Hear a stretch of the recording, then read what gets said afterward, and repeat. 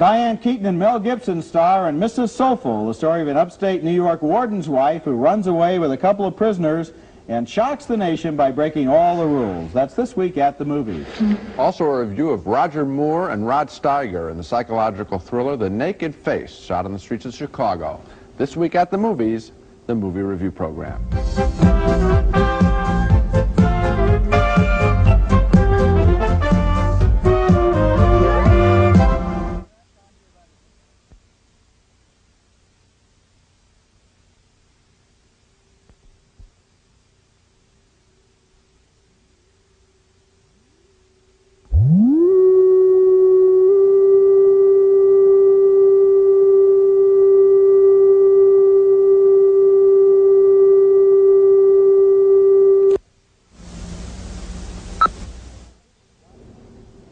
Diane Keaton and Mel Gibson star in Mrs. Soulful, this week at the movies, the movie review program.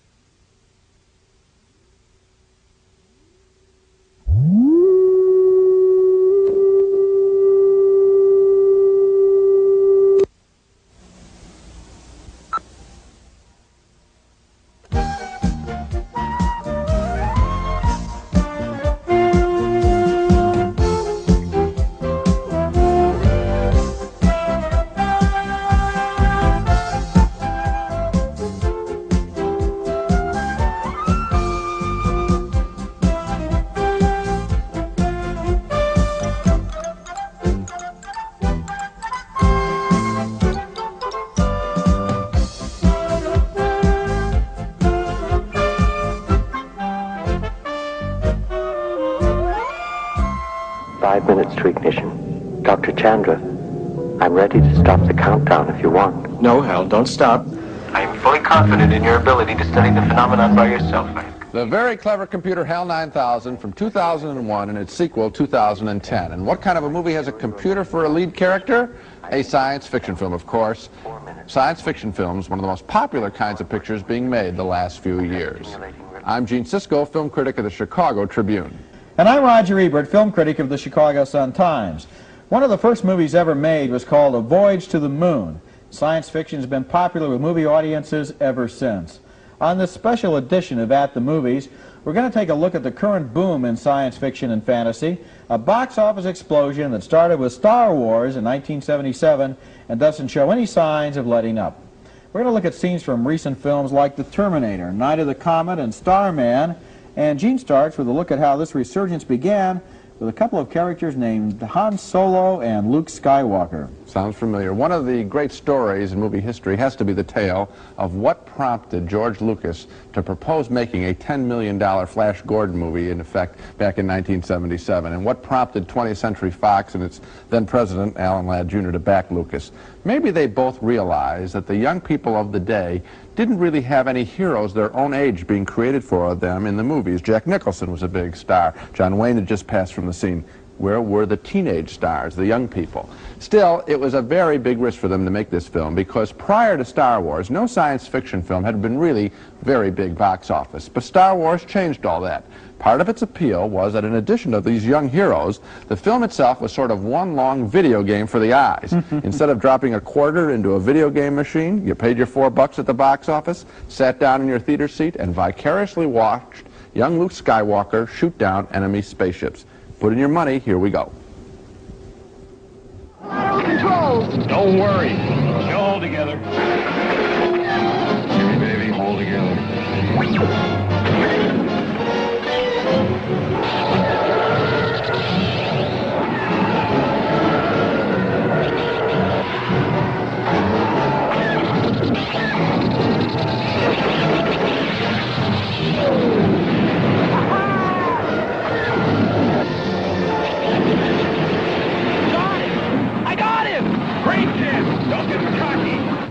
Sure beats pinball.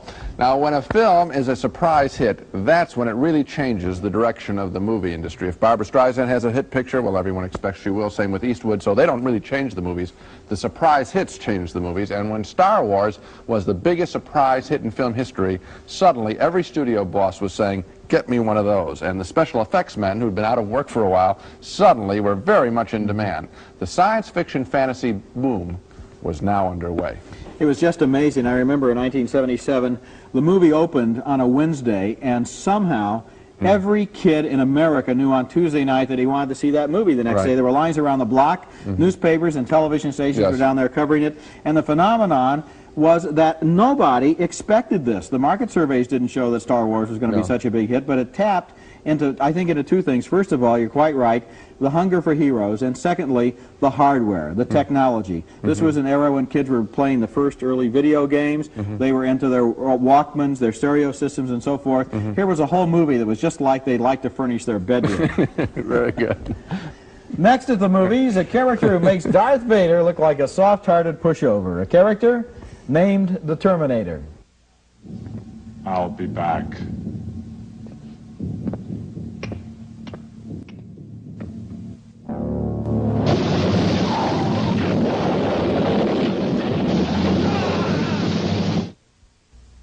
Who has vibrant greens, brilliant blues, the crispest reds, an incredibly lifelike sound?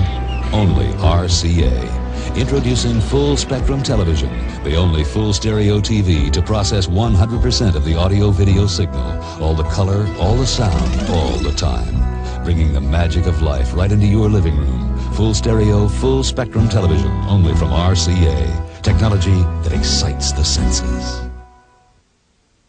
More gutsy flavors, more bold seasonings, more lusty taste on a potato chip sliced thicker. O'Grady's brand introduces hearty seasonings potato chips, spilling over with more powerful good eating. Thick with flavor. New O'Grady's hearty seasonings. The more potato chip marches on. It's Bosley's Law. Kids understand many things, but handle with care isn't one of them. So why take chances?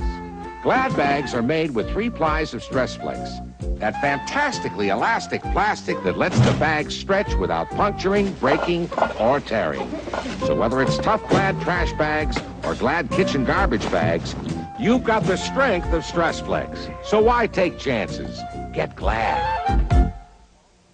Hello, I'm Orville Redenbacher with my famous gourmet popping corn and my gourmet microwave popping corn in handy pop and serve bags. My special kernels pop lighter and fluffier than other corns.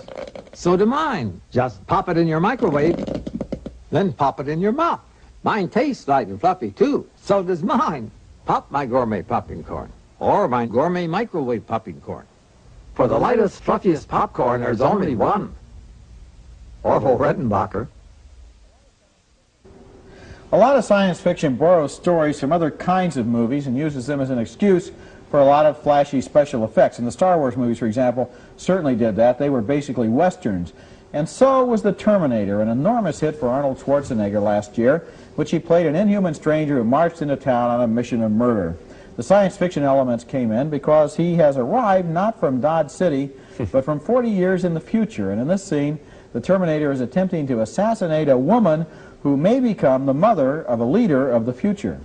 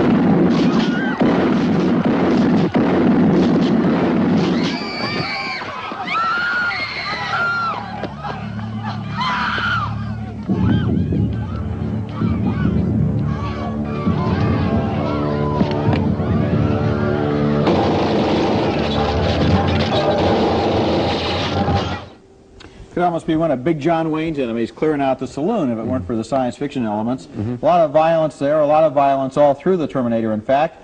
But the movie also contains something that's sort of rare in science fiction movies, a warm and touching love story. And that takes place between the two characters that we saw earlier in that scene, Michael Bain as Reese, the guy who saves Linda Hamilton as Sarah, a man sent from the future and a woman whose destiny is apparently already preordained.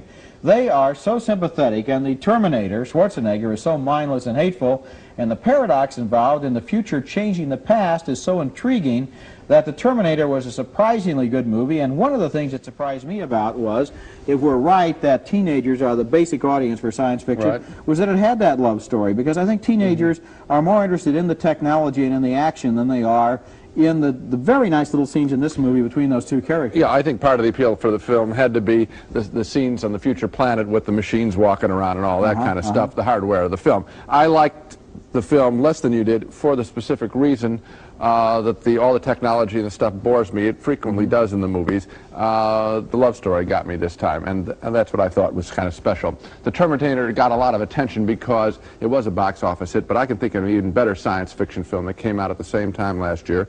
The little scene, Night of the Comet, sort of a science fiction comedy about the day that most everyone in Southern California is incinerated, except for a couple of valley girls, when a comet passes by too close to Earth.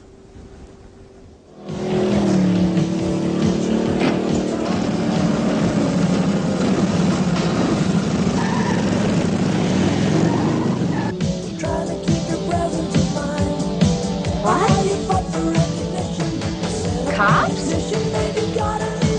Where were you guys earlier?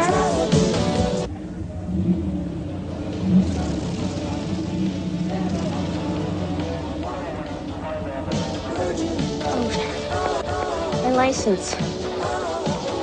Oh,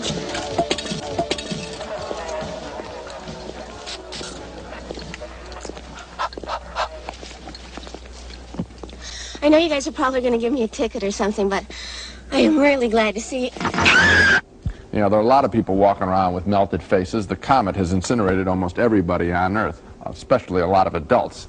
It's not so bad if you're a kid. I find so many science fiction films to be so solemn in their predictions, their dire predictions about the Earth's future, that it was a real pleasure to come across a more lighthearted film in the science fiction genre. I mean, sure, everybody's almost been wiped out by this comet, but for that girl, that means the lines are going to be a lot shorter at the mall where she likes to shop, and there's a marvelous scene where she and a girlfriend just shop to their heart's content. Night of the Comet didn't get much distribution in the last quarter of 1984. I think it's a buried treasure. I think it's good enough that it could still be re-released, and I think people would enjoy laughing along with all the people in this science fiction comedy. I enjoyed the fact that they made the surviving characters into specific people, especially that bubble-headed little teenage girl who basically, you know, everybody is dead except for her sister and another guy and maybe a few army people, and the zombies are walking through the streets, and for her the basic problem is whether or not she's going to be stopped for a speeding ticket on a street where there isn't another car for 20 miles in either direction. Usually in movies like this, it's all solemnly symbolic. The man, the woman, the scientist. And here, it's a particular kid who survived. That's funny. That's the one thing. I think I know you're more of a science fiction fan than I am, and it's the one thing that gripes me is that they just seem to be so heavy-handed, and basically, I know what's going on. The director is saying, you see, I know how the future's going to be, so I'm smarter than all you people out there, and I'll make a film, and I'm going to teach you something. And I go to science fiction films to not know that it's going to be bad out there in the future. I want to, you know, be maybe mystified. Yeah, well, one of the criticisms of science fiction for a long time has been that the emphasis is always on the speculation and the thought and not on the characters. And of course, my favorite science fiction authors are the people who put people into their books in addition to ideas. Well, they put people into this film, Night of the Comet. Yeah. Next at the movies, 2001 raised a lot of questions which 2010 tries to answer. I don't understand this. If this date is correct, then there's something down there. Can't be correct. It is correct.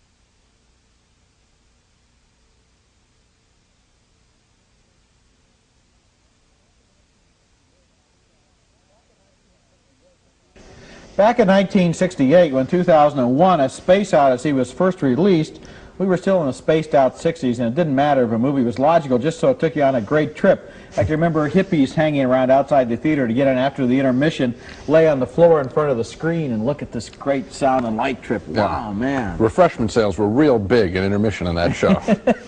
I remember sitting up all night, too, arguing about the mysteries of 2001, which I still think is one of the greatest movies ever made. But there were a lot of questions without answers in that movie, and some of the best ones involved HAL 9000, the computer with a mind of its own. Here's a famous scene from 2001, starring Keir Dullea as an astronaut on a collision course with a computer. Look, Dave. I can see you're really upset about this.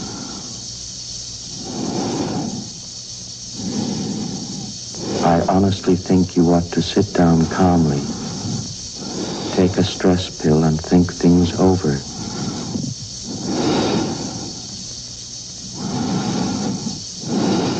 I know I've made some very poor decisions recently, but I can give you my complete assurance that my work will be back to normal. Yeah, but the question they never asked HAL 9000 was, what's normal? 2001 ended with that astronaut going on a mysterious sound and light trip into another dimension, and the question we all asked was, where did he go? Well, 16 years later, in a sequel named 2010, we got the answers, and we even got another look at Dave Bowman still drifting around out there in orbit around Jupiter, and still played by Keir Dullea. Hello, Dr. Floyd. Please, believe me. What are you? This is very difficult for me. I don't have much time. I've been allowed to give you this warning. You must leave here in 2 days. Allowed? By who? I can't explain.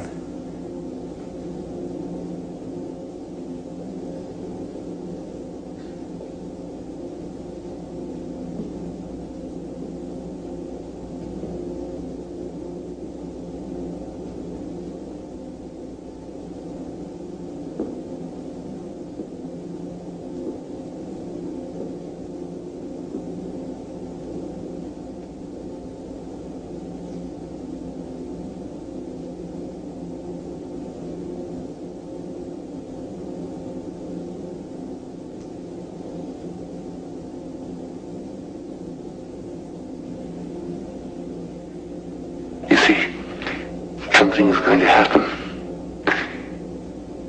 You must leave. What? What's going to happen? Something wonderful. You know, I've seen 2001 probably 20 times since it came out, and then to see the same sets and to see Keir Dullea again as Dave Bowman, the astronaut, in this film was really an uncanny experience. It was kind of interesting. If you want to compare the new wave of science fiction films with the classics like 2001, though, one thing immediately stands out. The new films are obsessed with technology and with showing how things work.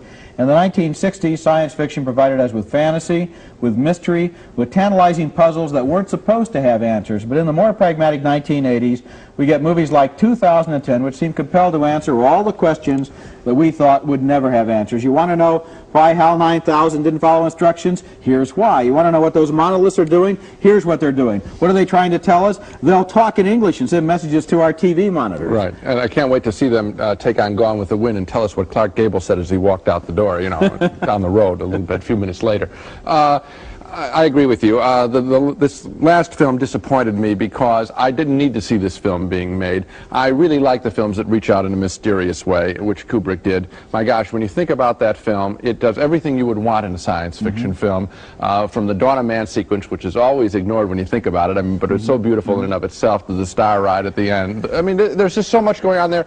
I don't know whether a project like that would get financed because people might say, you know, kids aren't going to understand this. Or where's the comic book? Where's the comic book? Where's the toy? We're going to have little monolith toys? I think you put your finger right on it. Now, first of all, I did kind of like 2010. Don't put me in the same bag with you. I know you didn't like it. I did.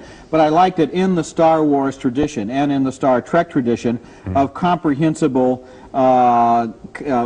movies that you can understand. Okay. 2001, you're absolutely right, could never be made today because they would say we're making movies for 17-year-olds. They have to have everything explained to them. That's condescending and insulting. The 17-year-olds in 1968 enjoyed 2001, but today, you're right, it's got to be marketed, it's got to be packaged, it's got to have a concept. And this emphasis on technology really gets involved with, let's show, you know, the hand blowing up, or in Dune. The transformation in Dune, scene. I just can't believe that all the emphasis made on this one shot of this guy spinning around, or the scabs on his face, or the blood coming out.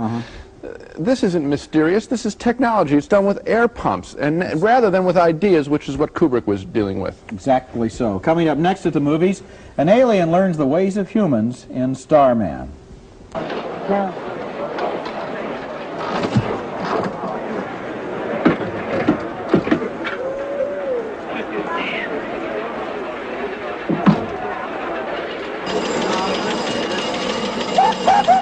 Mom, that white leotard's for my recital. How are you going to get it white with a bleach for colors? Clorox 2 does more than clean colors. It gets whites, liquid bleach white. It better, or my career. Really? Clorox 2's safe bleaching system cleans both whites and colors and activates high-intensity whiteners to get the whites liquid bleach white. Clorox 2 got this really white. A star is born.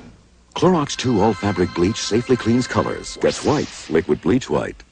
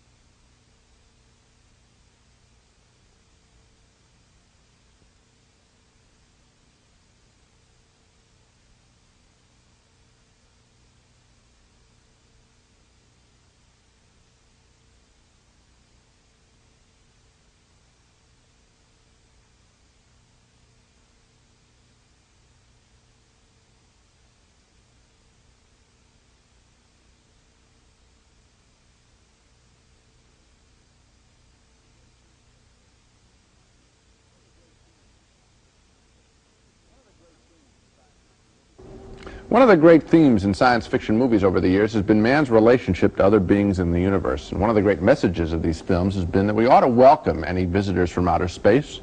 We shouldn't fear them. We shouldn't fear strangers. And of course, the implied message is that we shouldn't fear strangers, people different from us, right here on Earth.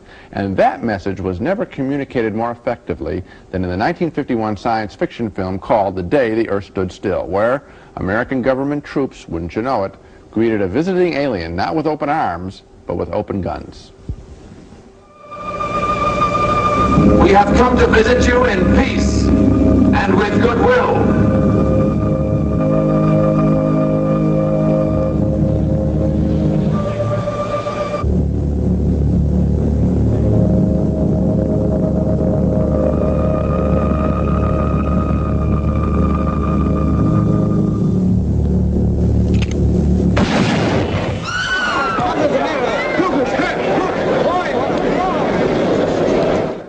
So you don't need a lot of fancy hardware. You can obviously see it's a guy in a suit there, and it looks like a leisure suit from 1970 or something. But it's sad. It's really sad what happens there. You don't need all the hardware to make a point. Of course, that film came out during the era when people were hunting for communists everywhere in the American woodwork, with neighbor suspecting neighbor. And so the buried message of The Day the Earth Stood Still was, hey, everybody, lighten up a little. And that same message, presented in a more positive way, was the central theme in Steven Spielberg's magnificent Close Encounters of the Third Kind, with scientist Francois Truffaut and the average American, played by Richard Dreyfuss, warmly greeting aliens from outer space. Close Encounters was very, very popular, and it will remain so for years. And lately, we've had a couple of fine variations on its brotherhood theme, including John Sayles, the brother from another planet, and Starman with Jeff Bridges as an alien who has transformed himself into a human shape. He has kidnapped Karen Allen, and together they travel cross-country, and at first, the alien, played by Jeff Bridges, is treated as if he were a criminal. According to the AP Wire, one of the biggest meteorites to strike the planet Earth in the past 80 years hit last night near Ashland, not far from Chemagnon Bay. So you folks who called in to say you saw a flying saucer, Lando. That's about you, isn't it? You really are some kind of Martian or something, aren't you? What do you want here? What are you doing? What do you want with me? Or where are you taking me? Why do you look so much like Scott? I can't get no satisfaction. Does it?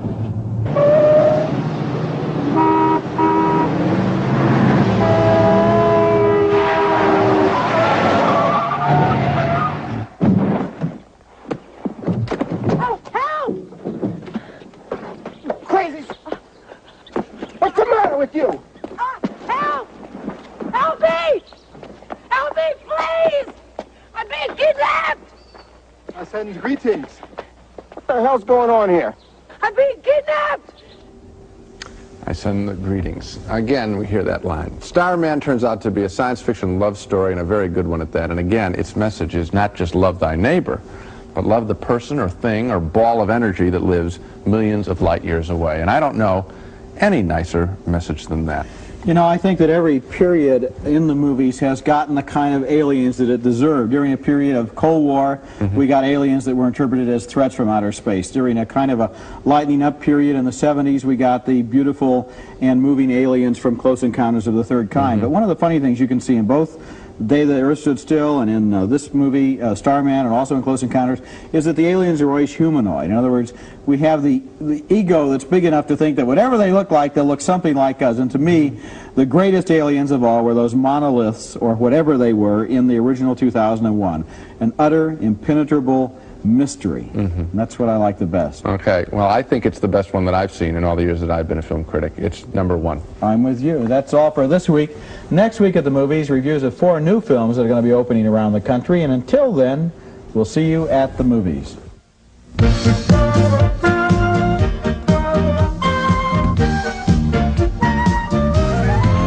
Diet Shasta now with the great taste of NutraSweet with 18 fabulous flavors. Even the toughest critics say, I want a pop. Diet Shasta. Pan-American, whether it's business or pleasure or a little bit of both across the country or around the world. Pan Am, you can't beat the experience. Raisinets and Goobers are playing everywhere, starring plump, juicy raisins and great golden peanuts. Both now feature creamy Nestle milk chocolate. New Glade Fabric Fresh. Fresher fabrics mean a fresher home in spring clean or ultra fresh scents. Glade Fabric Fresh.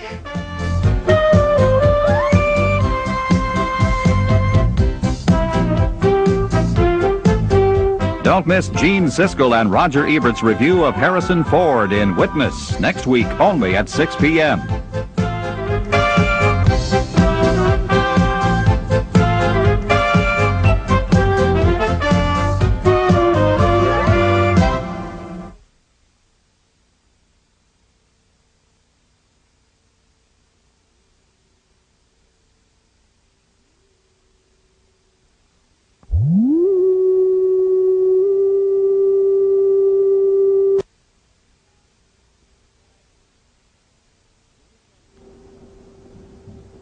The new film, The Falcon and the Snowman, has a title that makes it sound like a nature film for children, but it's nothing like that at all. It's a true-life espionage thriller following the story of 2 young men, friends since they were both altar boys, and how they became spies for Russia after one of them, played by Timothy Hutton, became disillusioned with what our CIA was doing in Australia. As a result, he ropes his friend, now a drug dealer, into helping sell American spy secrets to the Russians through their Mexican embassy.